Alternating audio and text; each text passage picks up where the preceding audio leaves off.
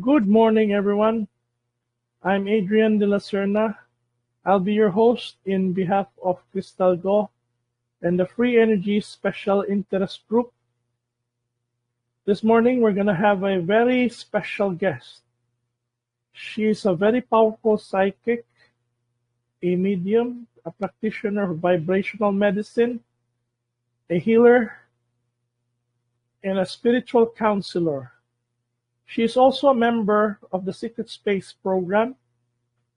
Her messages brought joy and comfort to millions of light workers and perhaps the whole world. Please welcome Skye Prince. Thank you so much.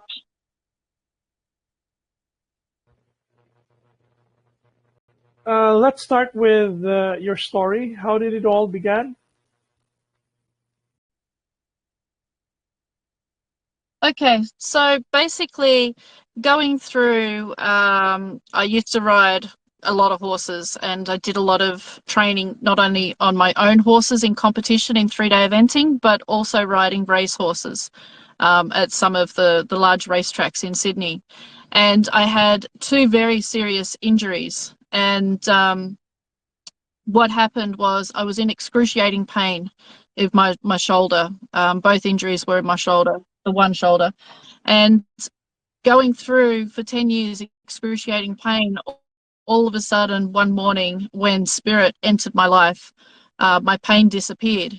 And that was the catalyst for waking up, so to speak, into the spiritual community and seeing what is actually beyond what you can see, touch and feel.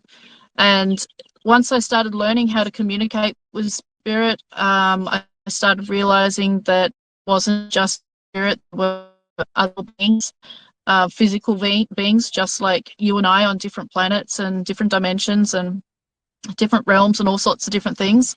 And that led me into telepathy, and which led me into understanding that I wasn't just communicating with spirit or other dimensional beings. I was actually communicating also with the Alliance division or part of the military.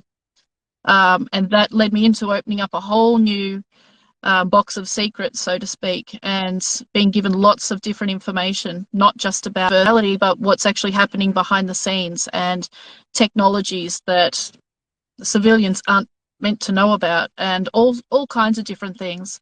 The conversations we've had has just been basically from anywhere from the weather to the real administration behind the presidency in different countries, to goings on around the universe or the multiverse, to how technology works. It's just been a whole range of different subjects and topics. And I've done a lot of coaching, a lot of teaching on spiritual development, doing radio interviews. I've done TV, been guest on psychic TV, just a whole range of different things. But the more I talk about certain events and certain pieces of knowledge, the more memories I have that returns. And I do remember being in the Secret Space program for all up so far about 6 years, but I haven't left yet.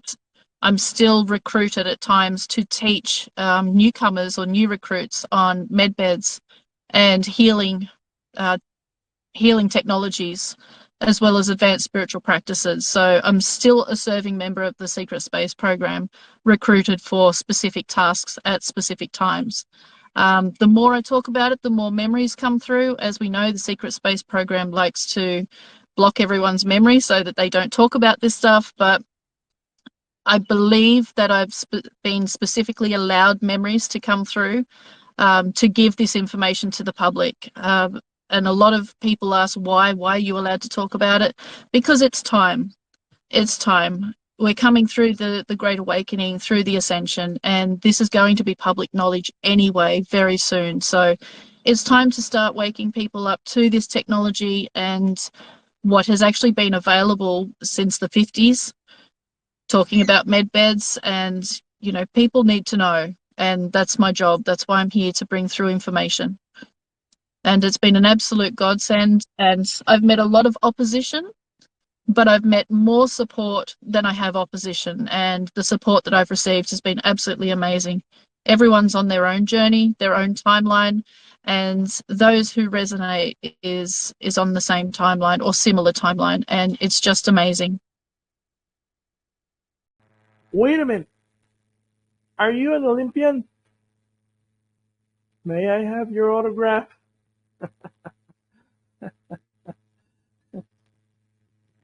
No, no. I was on my way. I was trying. I tried for many, many years, and I had the horses to do it. But yeah, Spirit stepped in and said, "You've had your fun, uh, riding and training and competing horses. Now we move you into a different direction. We want you to work for us."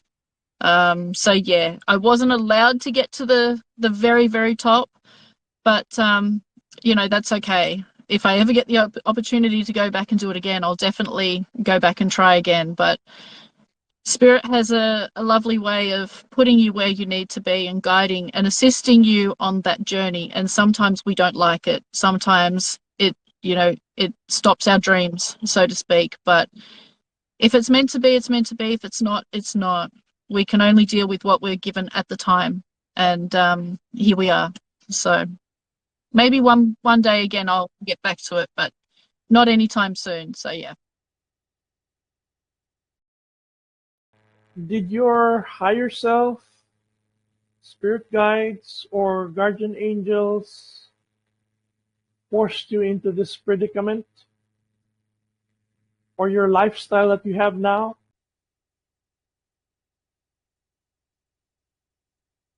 My higher self, yeah, yeah, my higher self, higher dimensional beings, extraterrestrials, whatever you want to call them, multidimensionals, plus the members of the alliance.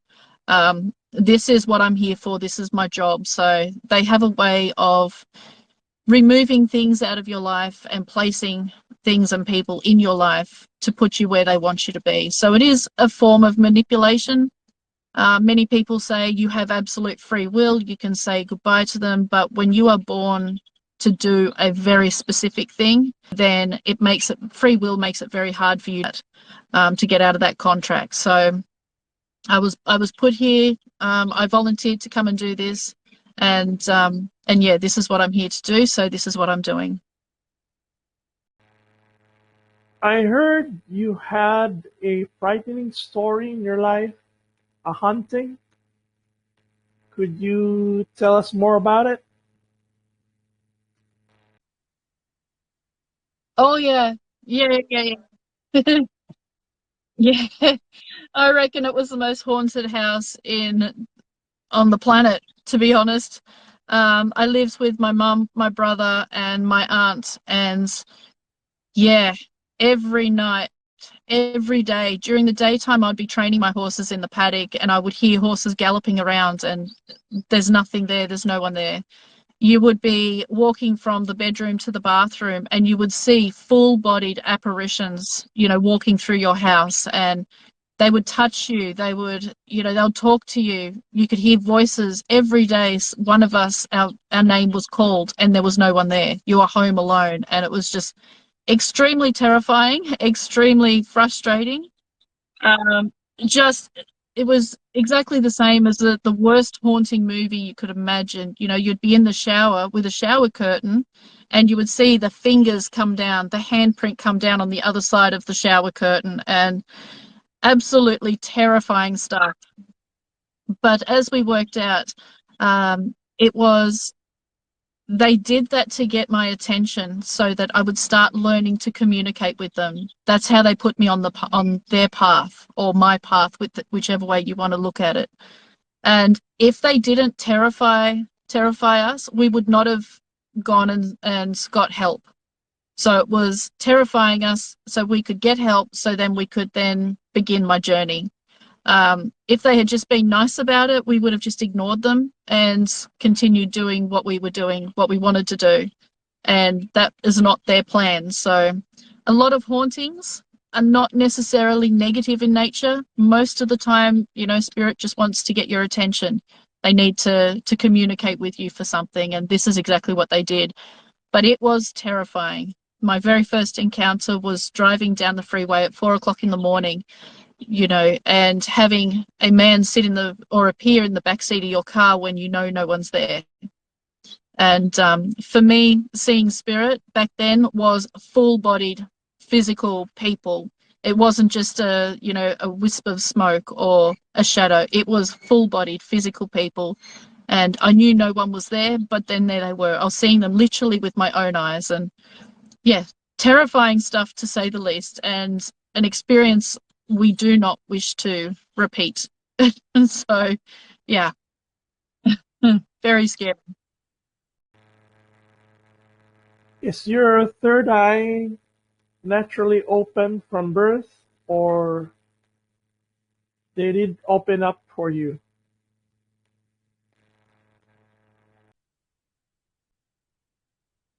Correct. Yes. It didn't just open on its own.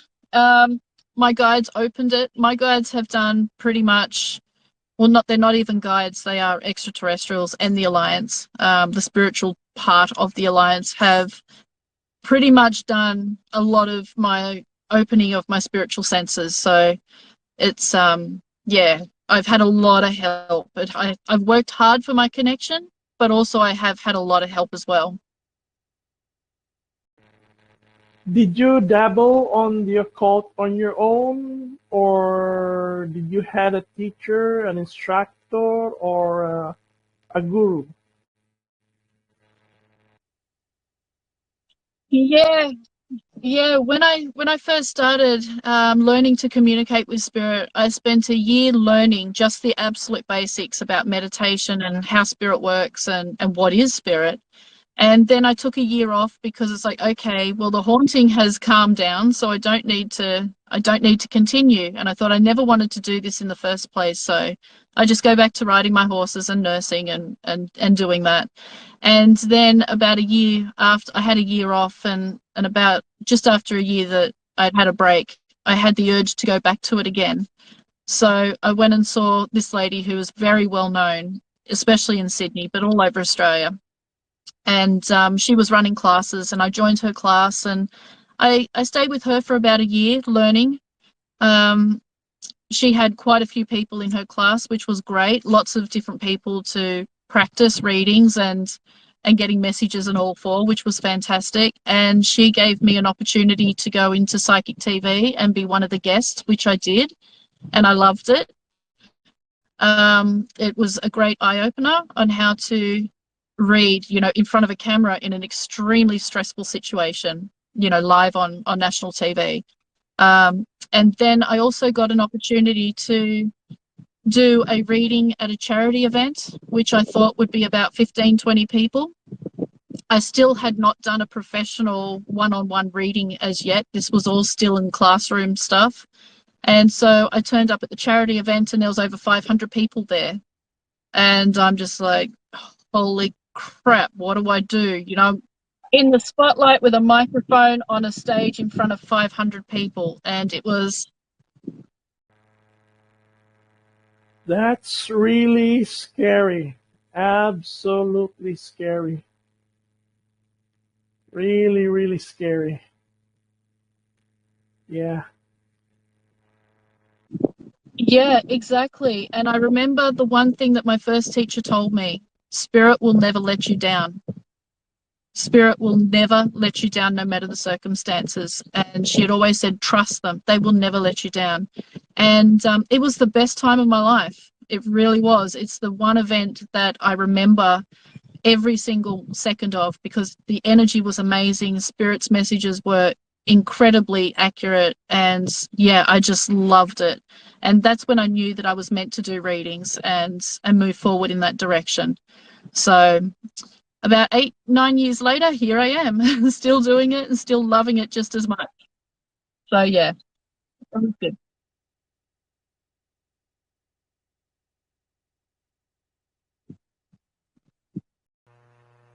I had a teacher once who is a citizen of one of the inner earth cities, and he used to teach me a lot of things. And one of the things that he told me was that a staggering 80% of the hospital cases here are caused by a spiritual X factor.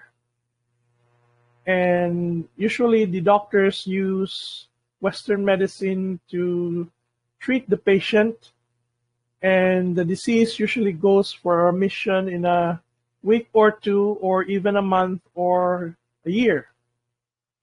And after that, the diseases would come back again in full force, and usually it kills the patient in less time. The problem with the current medical system is they treat the physical, and the physical, the whole person is the whole person. It's the mental, the emotional, the spiritual, the social, and then the physical. But our current medical system only treats the physical, and then you've got the mental part of the treatment of our current medical system. It only has a quarter of the story because don't take into account of the spiritual aspect of the human being. And this is where, you can go through years of counseling and still be no better than you were before. So it's really important to take the whole person, the spiritual, the mental, the emotional, the social, and the physical into account when treating someone, because everybody is different. Everybody is at a different level of evolution in their consciousness. And at the end of the day, it's the consciousness that heals the physical body, and not just like, for example, the med beds. They heal the physical body. Yes, they can do amazing things for the mental side of it, but unless you address your demons and raise your consciousness and expand your level of awareness, then you're still going to require physical care. And our current medical system is only based on the half glass scenario. That's why we've got so many people that really don't know how to take care of themselves, because it is only the half glass scenario. So yeah. That's why my teacher has told me that it's extremely essential to check for the spiritual component of a disease in a patient before any allopathic treatment is commenced, so that when the spiritual X factor is removed or dealt with, then the allopathic medicine will easily take effect and completely cures the person. Yeah, for sure. Yeah, exactly. And this is where the medical field is going. It's heading towards the full person care rather than the half glass care.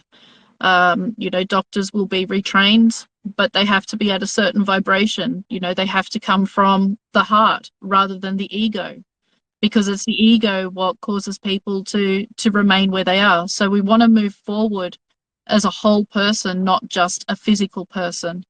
And if you continue looking at a person just as their physical or their mental state, then you're going to remain in the same space.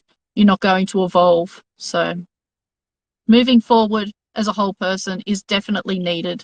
And this is where a lot of counseling, spiritual counseling, not the counseling of today, but the spiritual counseling is going to be needed with the med beds, with the healing, to help people understand it is a lifestyle. It is a conscious lifestyle, your health. It's not just something's wrong with my physical body. And people need to understand that it is consciousness before physical. I have a friend who is also a psychic, and she's wondering if the med beds can get her out of work, because she works as a psych surgeon and specializes in body sculpting. So she's wondering if having the med beds around could make her obsolete. So what's your take on this? Look, any kind of spiritual practice is going to be needed. And the reason for this is people believe that med beds are a fix-all, an absolute fix-all. You go in the med bed completely broken, your life is in the, in the toilet, you come out and your life is perfect, you're perfect. It is not like that at all. It's really not. Med beds is not, or they are not a fix everything. It's not a fix your life. It's an opportunity to get your physical self to a state where you can mentally do things, where you can consciously ascend without the worry of the physical. But that also means that there's a lot of work that needs to be done as well. And I've had this conversation many times. People, spiritual people and other people are saying, I'm going to lose my business. You will not lose your business. Not everyone is going to be granted approval for med beds, because a lot of the time you said it yourself as well, a lot of the time your physical body is a result of your spiritual manifestations, and you haven't dealt with traumas and everything. So this is where people will be taught how to deal with their traumas, how to deal with their emotions, how to get along in society in a conscious way rather than just a reactive way.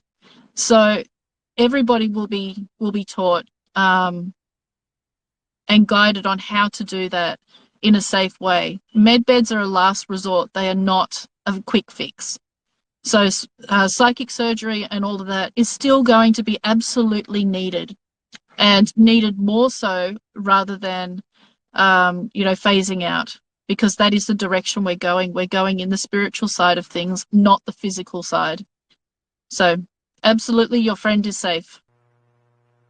Can the med beds also remove etheric implants and heal the spirit or the soul?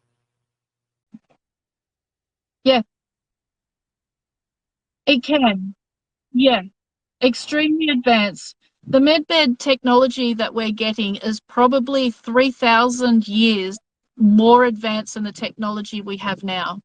So it is extremely advanced technology, and this is why the military will be handling it, and watching it very, very closely, because it's the same as giving a toddler, a 3-year-old, the key to a nuclear weapon and saying, don't touch it. They will self-destruct. So without very careful monitoring, people can get very addicted to med beds, and it can cause more harm than it can actually cause good if you're not at a level or a state of awareness to use it responsibly. So, it's very, very important to understand the technology, not just to go, oh, I can get into that, and an hour later I can come out and I've lost 20 pounds, I've lost all my knee pain, and my body feels great. And now I can go and skydive and splat myself on the ground. It doesn't matter, because I can just jump back in the med bed and it'll fix me. So it has to be extremely well monitored, because it is such an advanced technology. There would be tons of people who would be really happy about the med beds, aside from the fact that it could cure, but it also could change the shape and size of the body. I mean, for instance, for women who are addicted to plastic surgery, they would have a rhinoplasty or a boob job or a butt job. And for men, they would like to have a bigger genitalia or some sort of that kind of thing. So, med beds. Correct. That's exactly right, and this is an issue that they're going to have, and we've discussed it in great detail of these issues. This is a reason why there'll be a lot of counselling beforehand, because you have to be it will heal your physical body of all your ailments. No matter what your ailments are, it'll heal it, it'll cure it, it'll restore you to perfect health. But it's up here that needs to be dealt with. So if you've got someone who is extremely body conscious and is addicted to plastic surgery or can't stand the way they look, that needs to be addressed before even considering going into a med bed to change it, because we want to move people into 5D consciousness, which is acceptance.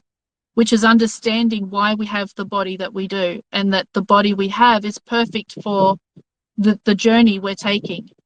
So if you've got someone that wants to make so many different changes, you have to address why they want so many changes, because that comes down to a level of consciousness, and that needs to be addressed before the body does.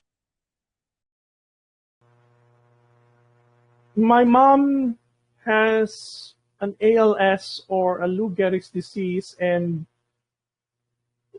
she has a tracheostomy tube attached to her throat, and this tube is attached to a breathing machine or a ventilator.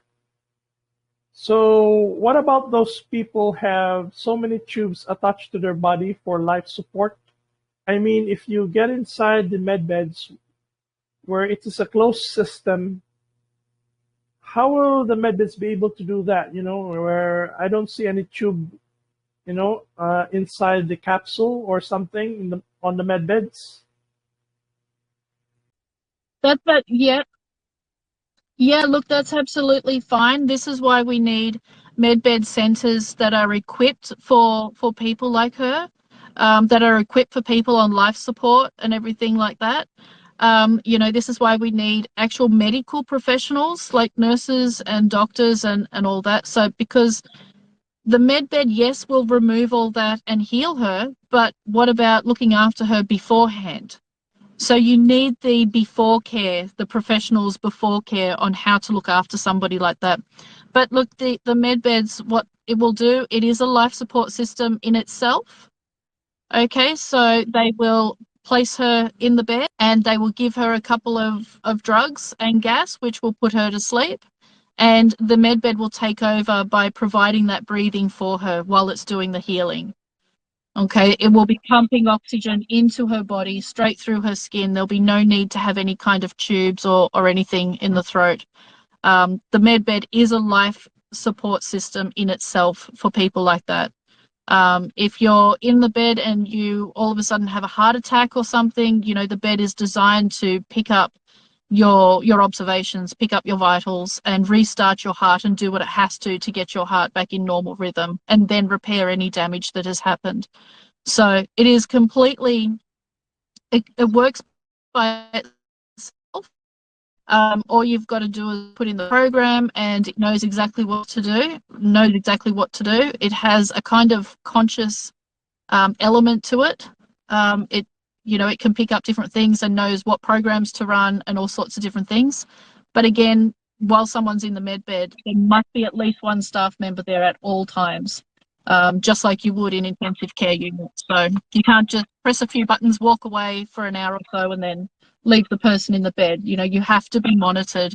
It is a medical equipment. It is a medical technology. Therefore, it needs to be handled by medical staff. And this is something that many, many people do not understand. You press a couple of buttons and it does it all itself. It does, but it is medical technology. So you need medical training in order to do it safely. So when you operate a med bed, is it kind of like a microwave oven where you just put the person inside and then, push some buttons, and then after an hour or 15 hours, you just come back and see if that person's still breathing or, already completely cured? Yeah, nothing like that. No, nothing like that. The thing is, people don't understand. They don't understand. They say it's wonderful ET technology. It is. It absolutely is. But you're dealing with a person who has fears, who has, so many things wrong with their mind and their body. You can't just walk away. It is, you have someone's life in your hands and you have to be able to be there and look after them. It's not something that you just press a button, walk away, have lunch and come back in an hour or so, and get the person out and say, oh, you're all healed. Someone has to be there at all times to monitor, to keep an eye on everything. And and look after you. That's what we're doing. We're looking after you. We have your best interest in mind. We want you to come out perfectly healthy. We want you to go in the best frame of mind and physical condition that you possibly can. And we want you to come out in the best physical and mental condition that you can. And that requires effort on our part as well. It's not just about pressing a button and letting the bed do its job. There's so much more involved to it than that. Are there any medbed operations or processes that could take days, weeks, months, or what's the longest medbed processes could take? No, no, no, not at all. So the shortest procedure is 45 seconds. Okay, 45 seconds. The longest procedure is a 30-year age regression, and that takes about 15 hours.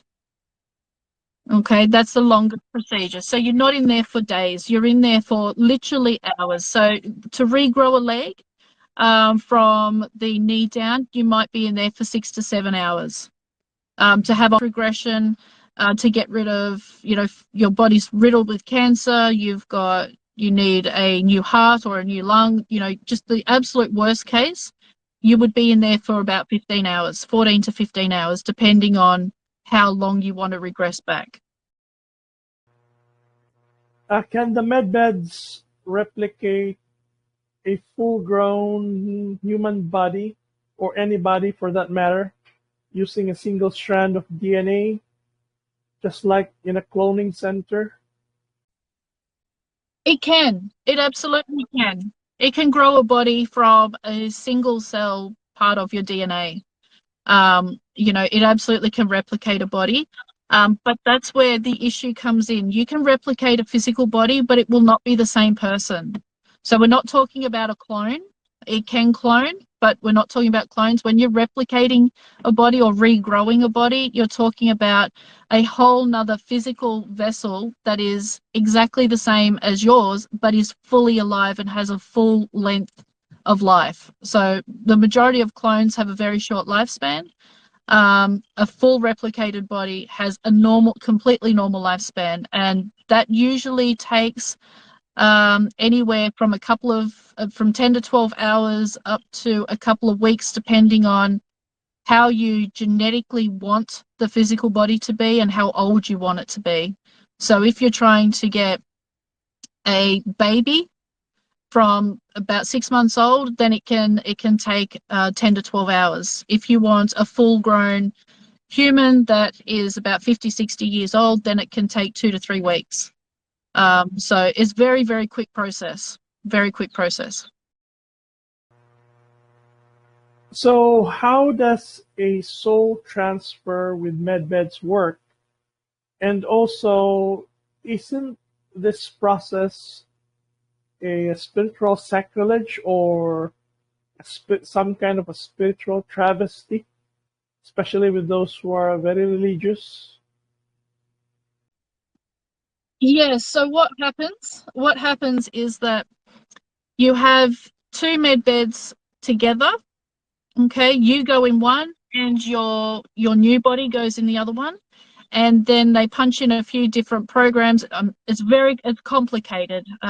It's complicated on how they do it, and the bed will actually retrieve your soul and your consciousness and then transfer it to the other bed, and then that bed will implant your soul and consciousness in the new body.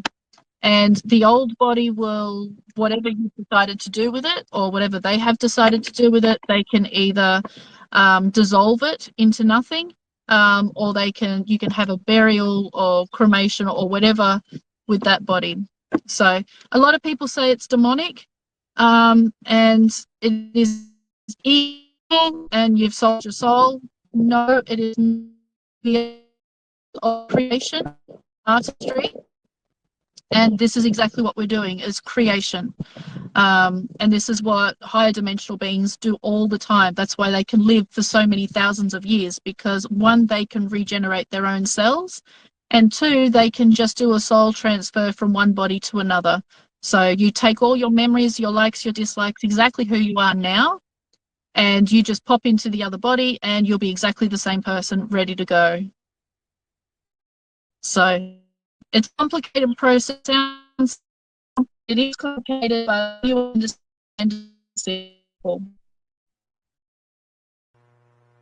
So this is absolutely so cool. I mean, it's like having a new set of clothes, buying a brand new car, a new house, and trying to continue to experience this dimension for practically eternity.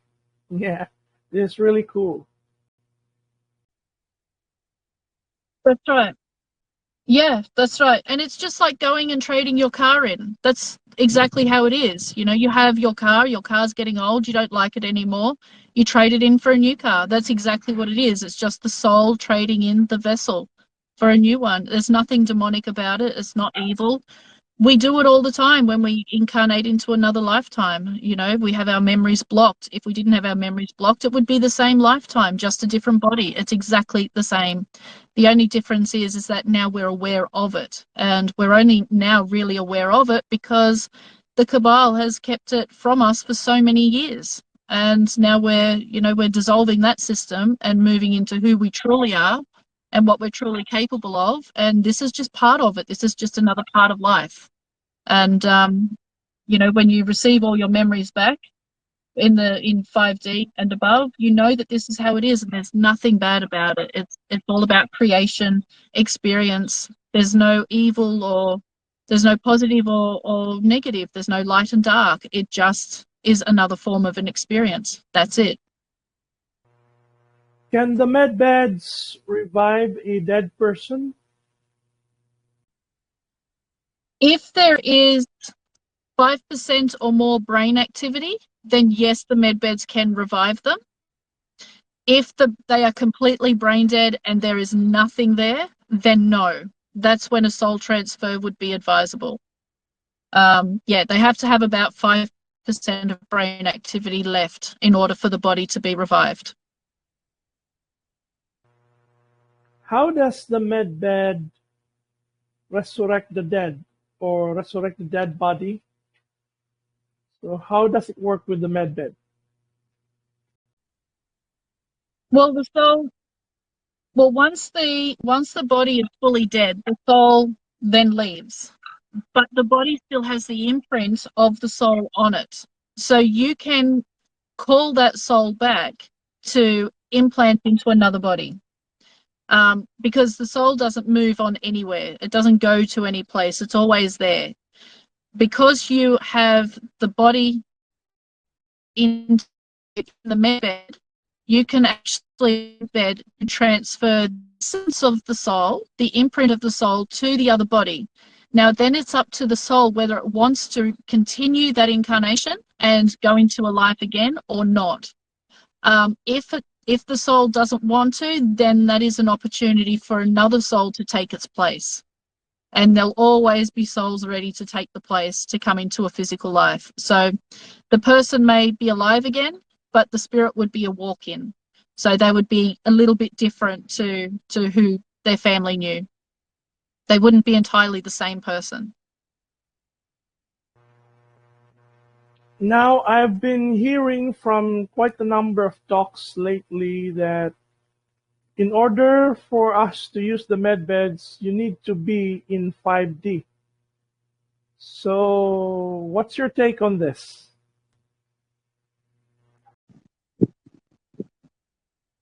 Yeah, yeah. That's right. That's absolutely correct. The med beds work on all levels of vibration, all levels. You don't have to be 5D to use a med bed. That's misinformation, because the deep state has had the med beds all this time and they've been using it no problem. So that throws that argument out the window pretty much. However, to operate the med beds, you still don't need a higher vibration to operate them. However, in the medbed clinics that we're building and we're bringing forward, you will have higher dimensional beings also working in those clinics. So the staff that is employed in the medbed centres, in the clinics, will need to be of higher vibration in order to be able to walk amongst their colleagues who will be extraterrestrials and have high vibration. Otherwise, if we're in a lower vibration and come in contact, face contact with a high vibrational being, that high energy will trigger every single new trauma, every negative emotion, every thought, every bad feeling come to the surface at the same time. So while you don't have a high vibration to operate the bed or use them yourself, you will have a vibration to set or who's there as well.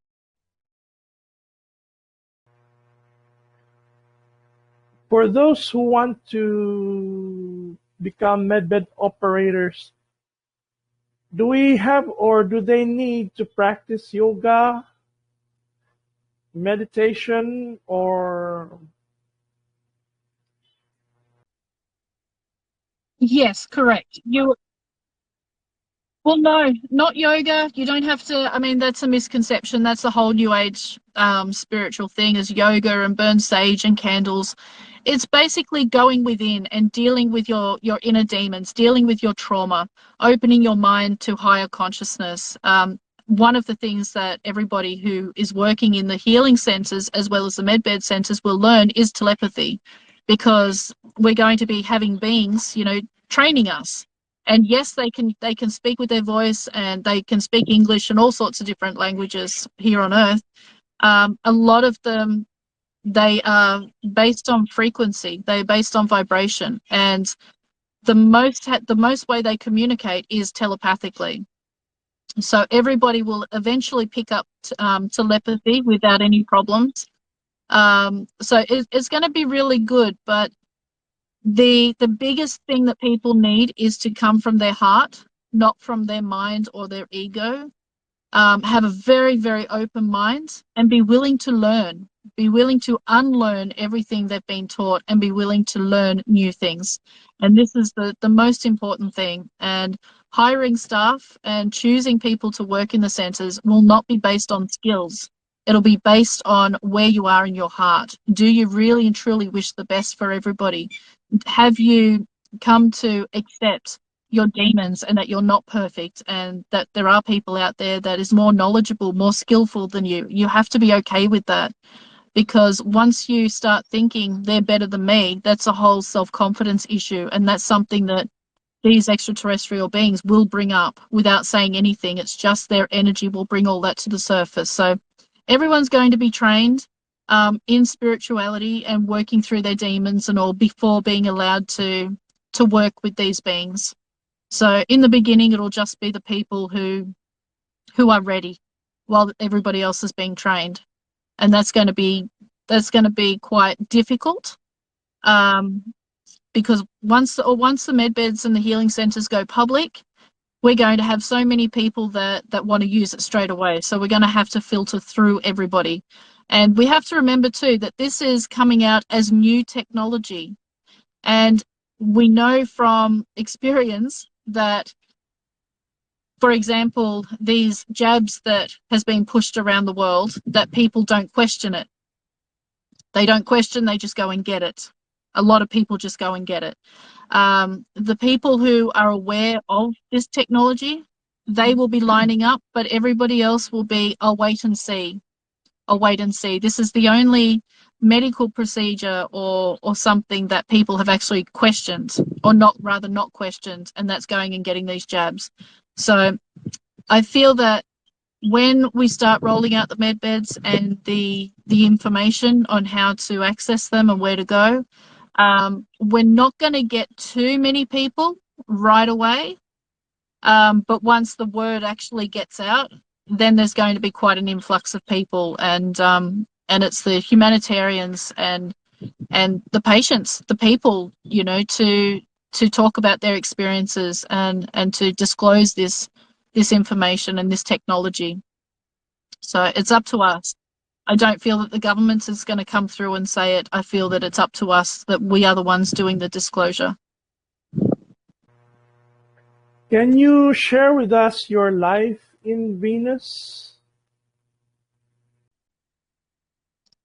Yeah. So yeah. So the Venusians are my home family. That's my main place where I incarnate is to Venus, and so that's where pretty much that it's very complicated to explain, but pretty much that's my home. So that's where the main base is, where I train people, where I have been trained in this physical incarnation. On Venus, my main incarnation that is still happening now, everything happens in the now. But my main incarnation is on Venus as a healer, as a master healer and master spiritual coach and guide. So for me to be taken back home to learn all this stuff is just natural for me. It feels right. And we have a lot of people from the secret space program that are taken to Venus for training. And it's kind of like bit of an exchange kind of program. They come to Venus, we train them, then they go back to their secret space program or their company or whatever you want to call it, and then they go ahead and do their job, what they're being trained for, and all of that. So it's always the Venusians who are teaching. It's not the humans that do the teaching on Venus. It is the Venusians. It's the hybrids. It's the all different types of races that live on Venus that does the teaching, and it's very eye-opening to have memories of such a highly advanced planet, and then we wake up here on Earth and we're in the dinosaur age still compared to other planets. Like we're literally in the dinosaur period. So the med beds are still dinosaur technology to a lot of other planets. For them, yeah, for us, it's incredible advancements, but for them, it's still, dinosaur tech. They call it junk technology. So, so yeah, to them it's junk. To us, it's miracle. So yeah. In order for us to learn to operate the med beds, do we need to learn Venusian, read and write Venusian? No, not at all. Not at all. They are, the med beds is on every level. It's on every language. Because it's based on. It's hard to explain. Everybody can use it. Even a child can use a med bed, but it's that awareness. It's the awareness of how to use it. So it is, even though it is technology, you can consciously control it. So those who are at a higher consciousness level can control it without touching it, without going to the quantum computer or anything. You can actually, talk to it through your mind, telepathically, consciously, and it can, obey your commands, just as, hey Google and Alexa and all of that. It's similar to that. So you can do the nuts and bolts part, actually typing in things and, touching certain things to get it to do what you want. But then if you are of higher consciousness, you can walk past it and tell it what to do exactly the same way. So it's still dinosaur technology to them, but yeah, miraculous for us. Can the med beds also be used to cure psychological illnesses? Yes, correct. Yep, absolutely correct. Yeah, absolutely. It can also gather your dreams and your unconscious state. Yeah, gather your dreams and then put it up on the screen what you're actually dreaming about. So it interprets it to, it shows the same vision on the screen while you're actually dreaming in the bed. And that's a monitoring of the brainwave activity as well. So it's extremely, extremely advanced. There's pretty much nothing that it can't do. Can the med beds also be used to download skills?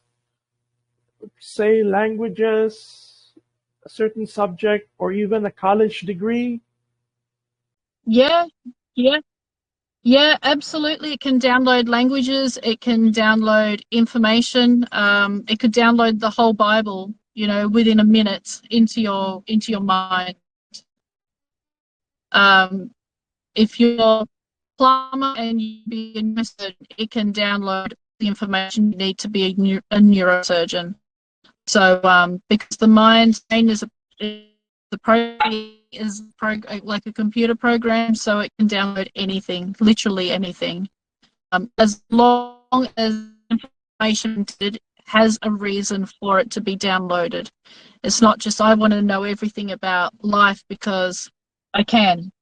There needs to be a reason, and the reason there needs to be a reason is because you're on your own journey, you're on your own experience in this life, and if we were just to go to give you everything that you wanted, there goes the experience of life of lancing. So we have to put a limit on it, on what can be achieved and what can be done during your session. We can't take away the life experience and replace it with a simple fix. We can't do that. Not yet, anyway. Not until human consciousness has evolved to a much higher level. Then it's a little bit different. But while we're still here learning, experiencing, and developing, we still need to continue to do that without the shortcuts. Otherwise, what's the reason for you being here in this life? So, yeah. Our educational system today is basically based on the Prussian model where everyone, children or adults, are treated as tabula rasa or blank slate, where they are told to just memorize certain information, and at the end of the day, they're told to regurgitate or vomit in the form of exams, because this is designed to make people as slaves, as factory workers. So this basically stifles creativity and intelligence in most people. It does. It does. And the education system is not true. It's not true. It is designed to keep people dumb and stupid and not know the truth. So all that, along with disclosure of what's been happening behind closed doors, behind the scenes, the whole education system will be closed down and rebooted into the right kind of education. And that will be more cosmic, spiritual life, rather than just give information and expect you to remember it. So it'll be information that you actually need to move further in a positive life, rather than keeping you under the table and handcuffed to the floor, so to speak. What's the timeline for the rollout of these medbeds?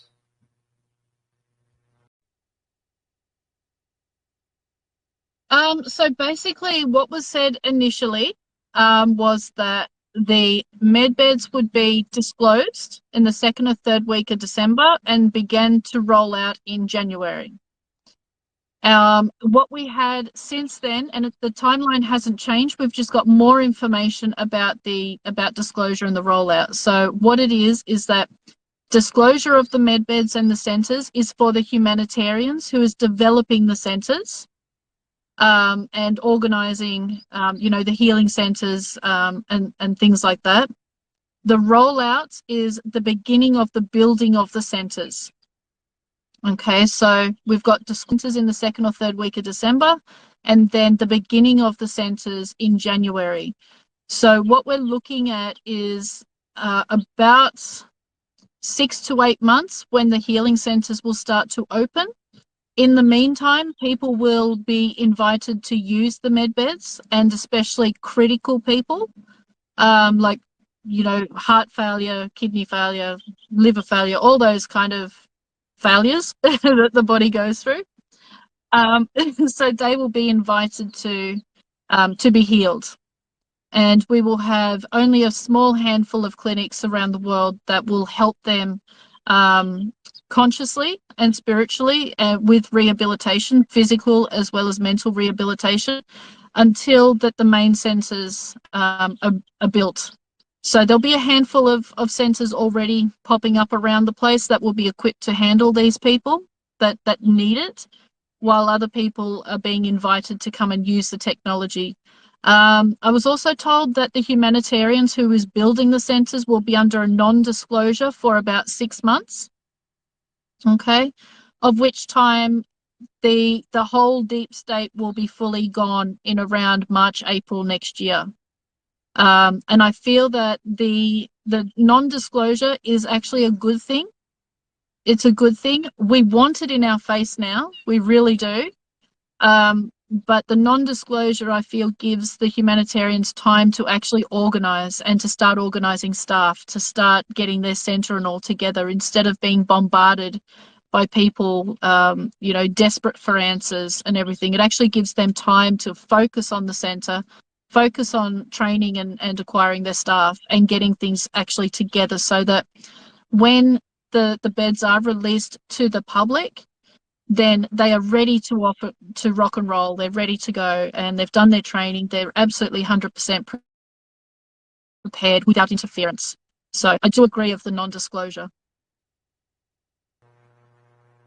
Let's just say that a group of hackers or criminals would raid a wellness center or a medbed center and tries to steal one, or if one of their comrades is injured, and then they would instruct the operator to help their injured comrade. Otherwise, they would start shooting everyone. So, what's your take on that? Yeah, the activation of the med beds will be done remotely, and I do believe it is the Pleiadians who have installed specific technology into each of the med beds that only they can activate it. So if where they're being kept is invaded, and the med beds are stolen, or one or two or three or 1,000 or whatever them are stolen, they can't actually work until the Pleiadians switch it on, which they won't do while they're in the wrong hands, or using for negative purposes. So, and we must remember, any technology that can be used for positive purposes can also be used for negative, and vice versa. So that's something they have installed, and you can have a medbed centre ready to go, but the technology has not been switched on because it's not time yet. And the Pleiadians, I believe, are in charge of switching it on and releasing the actual beds to the public, or releasing them to be used. So yeah. Can the medbeds also be used to split the soul or fractionalize the soul into many different aspects? I don't. Yeah, I don't believe it can. I don't believe it can. The soul and the spirit is always whole. However, you can fraction part of it off. And this is how you get into different incarnations. So if the bed has taken possession of someone's soul, for example, for a soul transfer, or to keep the soul until a new body can be replicated, which can take a couple of weeks, then you can fraction a part of the soul off to go into another physical body while the main part of the soul remains kept for that period of time. But it's always whole. Every fraction of the soul is always whole. It's always connected to the divine. It's always connected to source. You just simply fraction it off, and you can, it's kind of like if you take a pencil and you take it down to the cellular level, you can divide those cells to create numerous pencils. Then each of those pencils you can divide by cells, or divide the cells and create more pencils. And The soul and spirit is forever fractional, and again, a lot of religious people will say that's demonic. The soul must remain intact. The soul is always intact, always. It's just how we view it, as it's damaged or it's sick. You know, it's always 100% intact and whole and healthy. It's just different fractions of it and the splitting, the divide, but it's always connected. That's just universal. It's always connected. So you're saying that the disclosure during the third week of December, provided that timelines won't change, is that only for the humanitarians who wants to build medbed centers. So it's not for everyone. You mean the disclosure during the third week of December?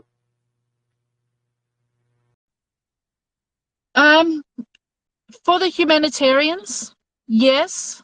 The people that is planning the centers and the healing centers and all that, they will get the disclosure. And they will be told by the Alliance, you know, this is happening, that's happening. We're here to help you to design your center or get it started, things like that. But it's the humanitarians, the ones who is designing and developing the centers, they will be asked to use the med beds first, okay, because the whole idea and same with the staff. Once they start hiring their staff, the staff will be required to use the med beds. Even if there's nothing you want done, they will still be required to use the beds and go through the process. Because their thinking is that you can't assist somebody unless you know what they've gone through, unless you know the process. And we see this every day with counsellors, you know, with university trained counsellors. They go to university straight from school and they come out and now they're treating people that's gone through absolute horrific traumas in their life and they have no idea. And this is why many people spend all their life in counselling or many years in counselling, because the counsellors don't know. So if you're trying to help someone go through a process, you need to know what that process is and what it feels like and the whole experience itself. So the humanitarians will be asked to use the med beds themselves first, followed by their staff members, and then people that's been invited and the critically ill after that. I hope everyone, I hope we're gonna get the med beds as soon as possible. You know, I'm very excited and I hope we don't have to wait for the next 50 years for the medbeds to roll out. So let's visualize that we're gonna get these medbeds as soon as possible.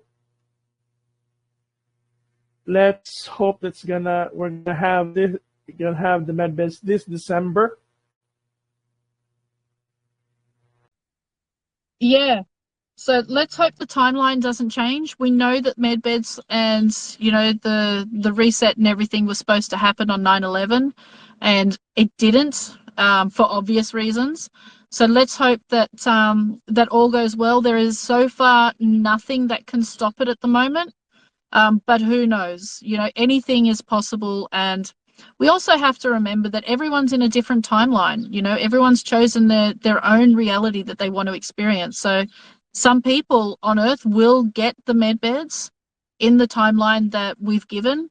Some people won't get it. It all depends on the timeline that they're in. So, you know, in a couple of months' time when nothing happens, you know, people come back and say, oh, the timeline was wrong. Well, maybe it was, maybe it wasn't. Maybe it's just not happening in your current timeline or your reality.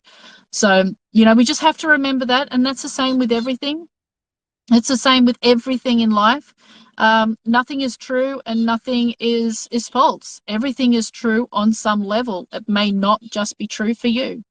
So we just have to keep an open mind and be aware that, you know, medbeds may be disclosed in December to the humanitarians, which we are on target for as a collective.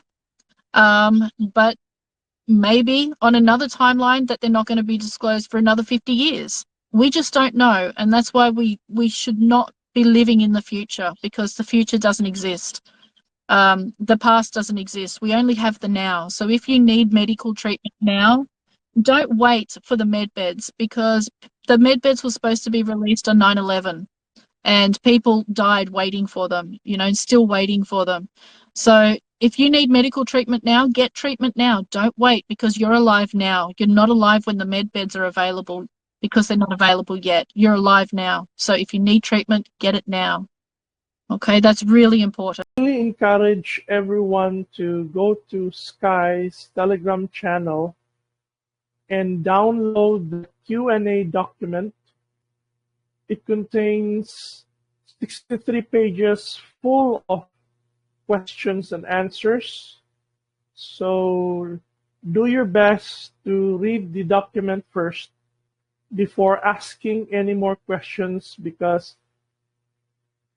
so many people have been asking the same questions over and over again, and the site's administrators can no longer cope with the barrage and overload of questions. So please do them a favor by downloading the Q&A document first. Most probably your question is already answered in the document itself. Yeah, they've done an amazing job. We've got a team of about 20 admins, and every single one of them has just done an incredible job. And, each one of them is learning and growing every day, just by simply learning how to handle difficult questions, difficult people, difficult situations. And it's been an absolute godsend for them, and trying to learn patience and compassion. But, every one of them, I tip my hat off to them, because they are doing a fabulous, phenomenal job, and none of them get paid for it. It's all volunteer. Some of them spend countless hours every day answering people's questions and assisting with disclosure and helping people understand what the med beds are and where they're coming from and where we're going. And yeah, I cannot thank them enough. They've been absolutely amazing. Absolutely. And just one thing before we just one thing before we finish. Do have at least one person and go various email and as people causes, and that I don't call so I'm not taking, so I want to make sure that arrangements stay before offering any kind of course. So please don't hand to Skye Prince that for course, because it's not yet that and so please don't for it. I have email, just the email. One people is using a winner not wash yourself Monday. Okay, before we go and end the show, kindly tell us your contact information and your website. Yep. Well, sure. Well, my website is not up and running as yet. I will put that up in January. It is aithusalodge.net, so AITHUSALODGE.net. That'll be up in January with all the details and everything.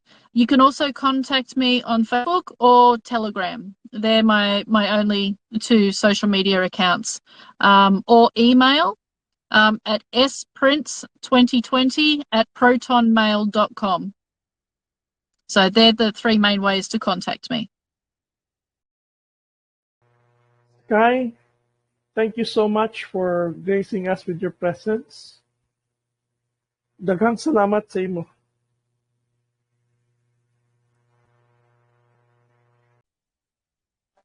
Okay. Okay, you take care. Bye. Bye.